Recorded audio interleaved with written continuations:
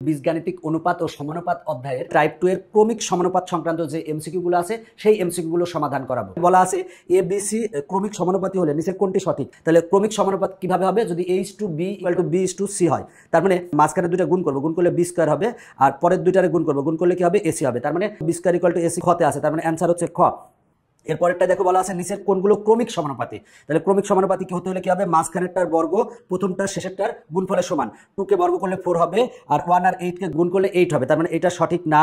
6 কে যদি বর্গ করি 36 হবে, আর 4 আর 9 যদি গুণ করি, গুণ করলে 36 হবে, তার মানে ঘ অ্যানসার। এবার আমরা এই এমসিকিউটা সমাধান করব। নিচের কোনটি ক্রমিক সমানুপাতি? তাহলে আমরা মাঝেরটা বর্গ করব, 15 কে বর্গ করলে আমরা 225 পাবো, আর 5 আর 20 গুণ করলে কত হবে? 5 20 100, তার মানে সমান আসতেছে না, তার মানে এটা অ্যানসার না। এরপরে দেখো 5 কে বর্গ করি তাহলে 25 হবে, 3 আর 6 গুণ করলে কত হয়? 18 হবে, তার মানে এটাও অ্যানসার না। এবার যদি আমরা 5 কে বর্গ করি তাহলে 25 হবে, 2 আর 10 গুণ করলে 20 হবে, তার মানে এটা অ্যানসার না। 4 কে বর্গ করলে কত হবে? 16 হবে, 2 আর 4 8 গুণ করলে কত হবে? 16 হবে, এটা অ্যানসার। এরপরেরটা দেখো বলা আছে একটি ক্রমিক সমানুপাতির প্রান্তীয় রাশি দুটি। প্রান্তীয় বলতে এই প্রথমটা আর এই শেষেরটা। প্রান্তীয় রাশি দুটি হচ্ছে 4 আর 16। তাহলে একটা হচ্ছে 4 আর একটা হলো 16। এখন মাঝখানেরটা কত হবে? তাহলে 4 আর 16 যদি গুণ করি তাহলে 64 হবে, তাহলে মাঝখানেরটা বর্গ করলে 64 হতে হবে। তাহলে দেখো আমরা 6 কে বর্গ করলে 36 পাই, তার মানে এটা অ্যানসার না।